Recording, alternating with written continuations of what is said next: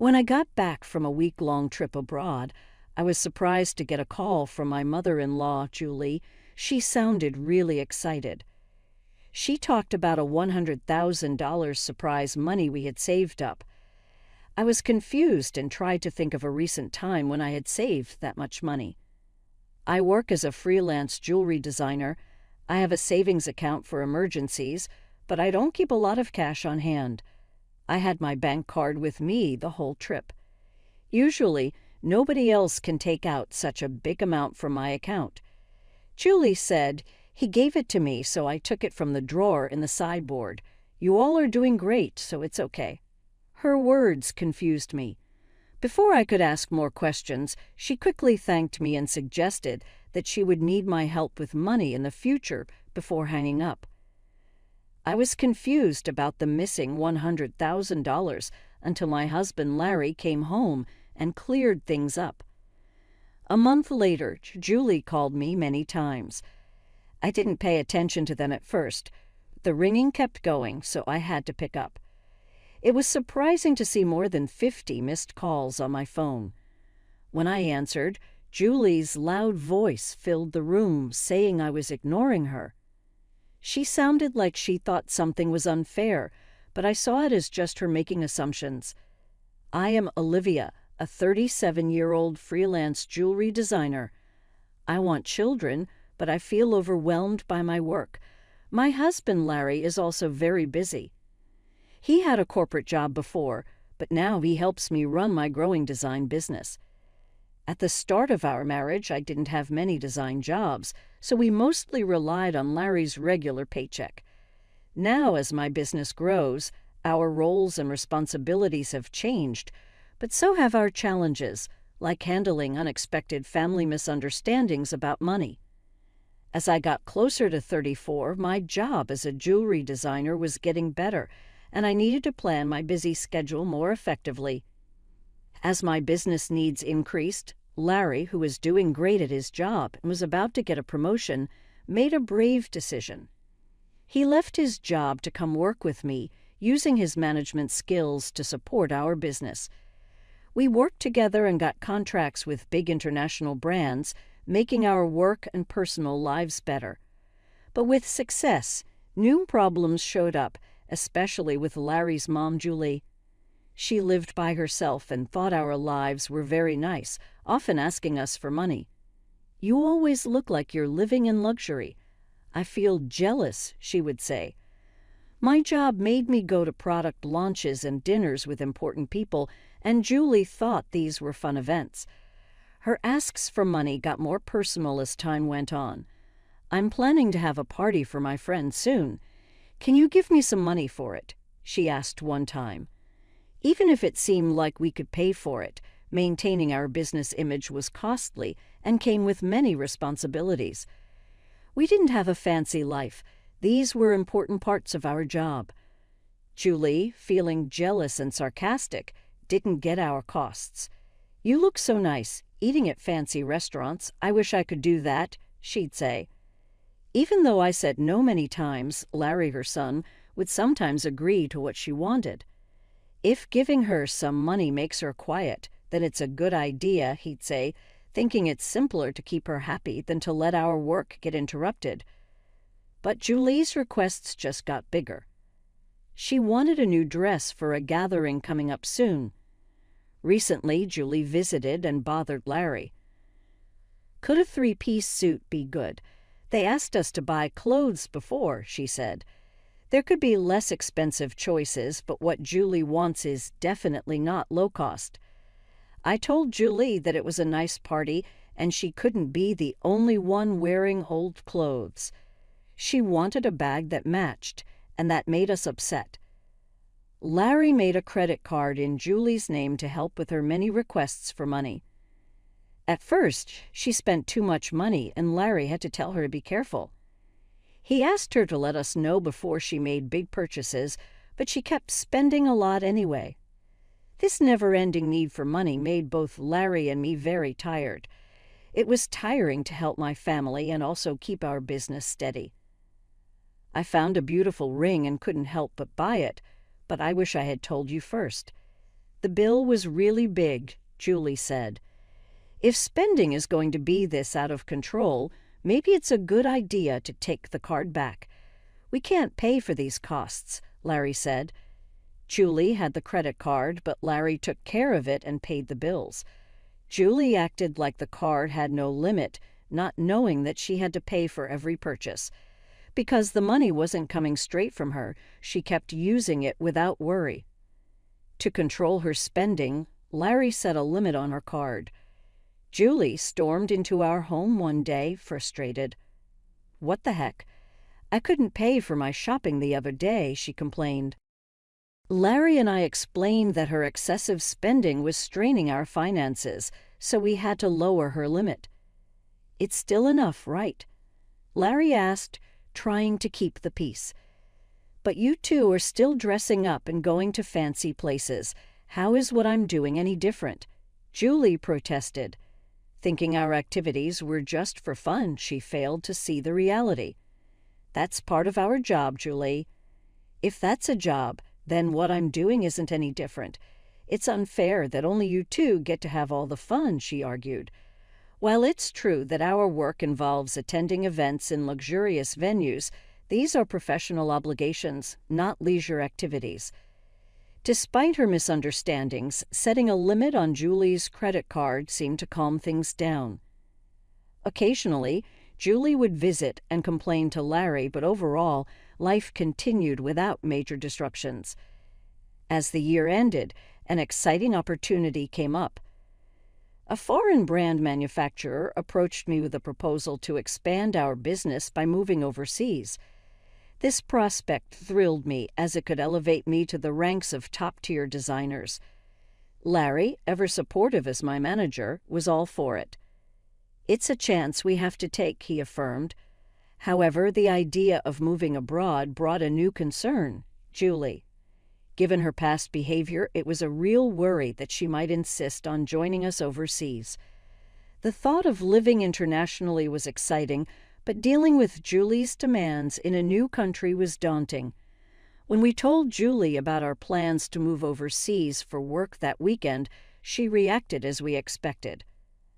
"I want to come too," she declared, assuming our move would be a long vacation. Larry tried to explain, "We're going there for work. It won't be as leisurely as you think." But Julie was skeptical. "You're trying to trick me. You're planning to live even more lavishly there without me watching," she accused. "We're not moving there permanently. We'll come back after our work is done," I explained, trying to calm her concerns. Yet she retorted, "You're saying that, but you're planning to leave me behind, aren't you?" Larry and I were both exhausted by this repetitive argument. In an attempt to compromise, Larry suggested, "Okay, we can't take you with us, but how about we pay for a week-long trip for you instead?" Julie perked up at this. "Really, are you sure?"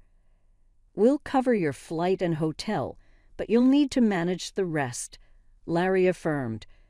This pleased her for the moment. However, the peace was short-lived. A few days later, while Larry was busy with the move arrangements, Julie dropped by unexpectedly. "Hey, Olivia, Larry said I want to shop over there too. Can you give me some money?" she asked. "What about the card that Larry gave you?" I inquired, knowing she had a designated credit card for such expenses. Julie's face fell. "That's the thing. Larry finally took it away from me the other day," she admitted. It seemed she had been reprimanded for overspending. Anticipating the challenges of managing finances with different currency rates overseas, Larry had confiscated the card. "I don't have that kind of money at hand either.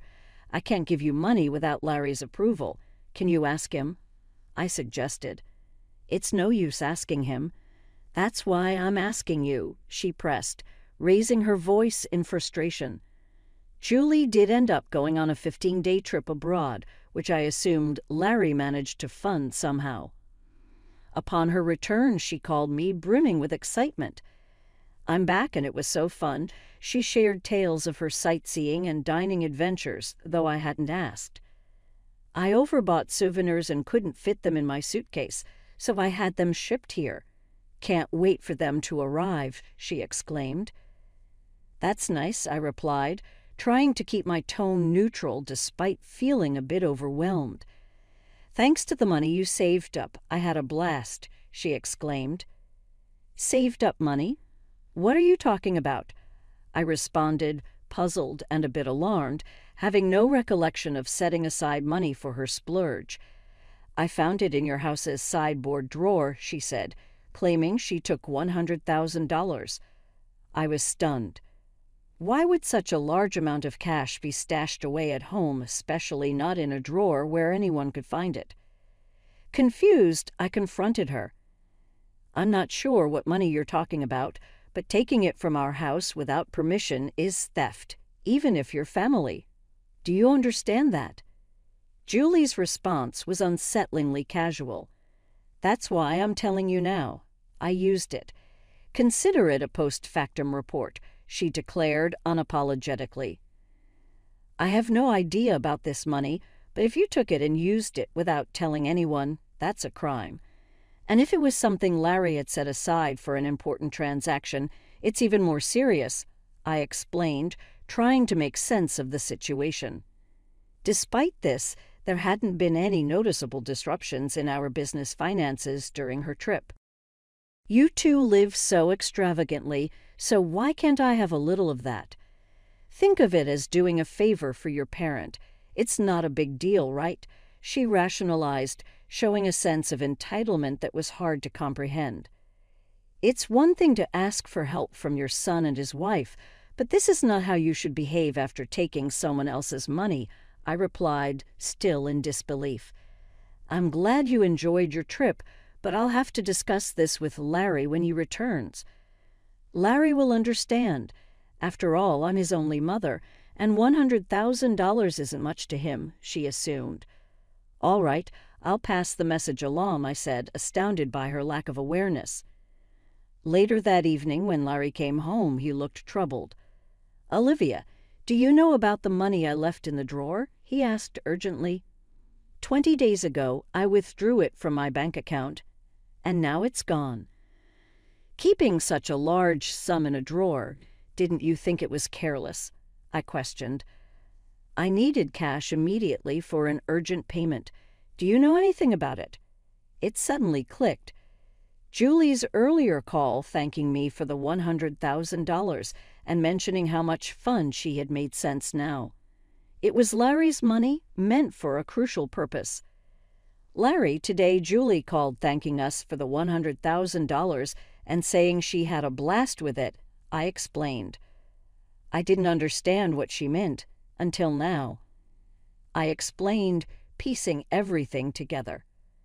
So it was Larry's money, but what was such a large amount meant for? I asked. Hey, if it wasn't for a business payment, we've been doing bank transfers for a long time, right? Why cash all of a sudden? I questioned, trying to understand the whole situation and deal with the consequences of Julie's actions. I knew it was Larry's money that had disappeared, but I didn't know the full story. Julie had taken the money without telling us, and I needed to understand why. I asked Larry, puzzled by the situation. Larry began to explain. After he reduced the credit limit on Julie's card, she started secretly borrowing money from various sources. These included consumer finance cards and credit cards she had opened without our knowledge. When Larry found out about her growing debt, he took away all her cards and withdrew cash to settle her debts directly. He aimed to bypass the banking system to keep our business accounts clean and maintain trust with our partners. This was also partly a farewell gesture, as we were moving abroad and wouldn't be around to manage such issues for her. Larry explained, I planned to handle her debts discreetly to prevent our financial records from getting complicated. A month had passed since then, and as I was busy packing for our move, Julie's frequent calls became hard to ignore. When I finally took her call, her voice was filled with desperation. Why aren't you answering my calls?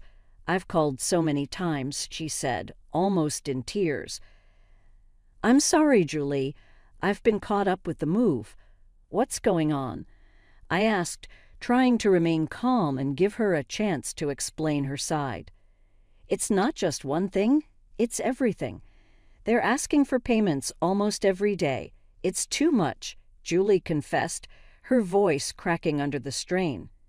"Have you tried contacting Larry about this?" I asked, hoping she had sought his help first. "He seems to be blocking my calls. I can't get through to him at all. Olivia, you're my only hope now. Please help me," she pleaded. I realized then just how complex the situation had become.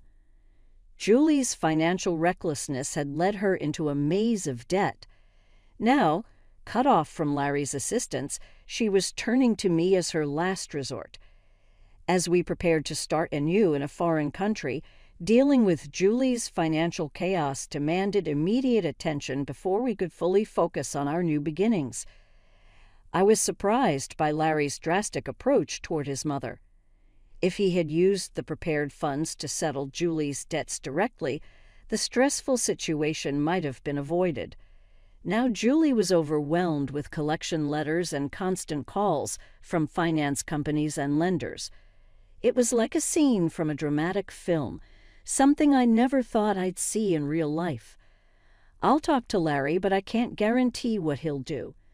A son should help his mother in trouble, right? Please ask him for me, Julie pleaded at the end of our conversation. But with our business expansion coming up, our finances were already stretched thin. We couldn't afford to help Julie more, especially since she misused the money meant to settle her debts. When I told Larry about the call, he responded with a mix of fatigue and resignation. I had planned to sort things out before we left, but she squandered that chance herself, he said coldly. The money was originally meant to clear Julie's debts, but she spent it on a lavish trip, leaving no room for excuses. As Julie's calls continued, I followed Larry's lead and blocked her number. Part of me wished to help her. She was, after all, Larry's mother. But there was nothing I could do if he chose to detach from the situation. Meanwhile, our move overseas was fast approaching, and I still had a lot to pack. Amid the chaos, I discovered more troubling news. Julie had decided to sell her house to manage her debts. It turned out she had hidden even more liabilities than we knew. The total amount was so large that even after selling her property, she couldn't cover it all. Losing the family home where Larry had grown up was deeply upsetting. "Our family home is gone. Are you okay with that?" I asked, sensing his sadness. "How can I be okay? But there's nothing we can do," Larry replied, his voice tinged with sorrow. Losing the house where he grew up must have felt like a great loss, much like how I felt when I lost my parents' house early in life. Amid these complex feelings and the heavy task of packing, we had to come to terms with the fact that some situations were beyond our control. We needed to focus on our future. As we prepared to start anew in a different country, the bittersweet reality of losing a family home struck me deeply. I saw what happened with Larry. Unlike before, Larry lost the house where he made his first memories and his safe place for feelings, and this happened while his mother, Julie, was still alive. It's a tough feeling to explain, the mix of losing something and feeling out of place, especially in such sad situations. It's not just about losing a building. It's about losing a piece of your past, and the comfort of a place you could go back to that isn't there anymore. Julie lives in a simple apartment and deals with her debts every day. She has a part-time job, which is hard because of her age. Job options for older people are few and often require a lot of physical effort and are not very satisfying. This new situation is a big change from her old life of spending freely and having money to do what she wanted. I feel sorry for her when I see her struggle, but I also know that her situation comes from her own bad money choices. Life shows us that what we do has effects, and Julie's situation reminds us that being responsible with money is important for everyone. In our new place, the business is doing really well, even better than we thought. Moving abroad has put our brand in the global spotlight, leading to many questions and offers from around the world. Every new email and call can help us grow and work together, which is exciting but also a lot of work. Success is exciting, but it takes up all our time, leaving little space for other things. Days turn into nights as we move through different time zones and cultures, trying to enjoy this great chance. Even with our work successes, our personal lives feel heavy because of our busy schedules. We want to grow our family, but it feels far away right now. We hope to think about it again when things calm down. Larry takes care of everything from planning to working with clients, and he really feels the pressure. As partners in life and business, we think about our future and what matters to us. We wonder how to balance our work goals with our personal wishes. I look out of our apartment window and see the big view outside, the bright lights mixed together in the night, just like how our everyday lives can feel mixed up.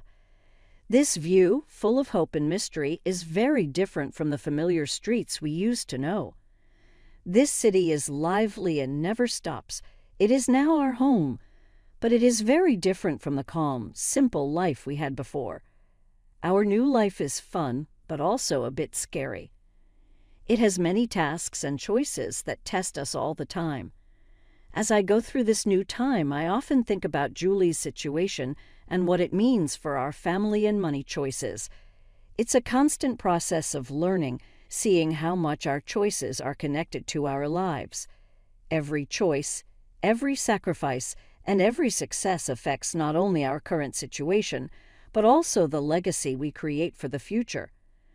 This view, full of hope and mystery, is a big change from the streets we used to know. This city is lively and never stops, and now it is our home, but it is quite different from the calm life we used to have. Our new life is fun, but also hard, with many tasks and choices all the time. As we go through this new time, I often think about Julie's situation and how our family and money choices impact everything. We continue to learn how our choices are closely linked to our lives. As we start this new part of our life, we work to find a balance between reaching our goals and keeping the relationships that matter to us beyond our work success.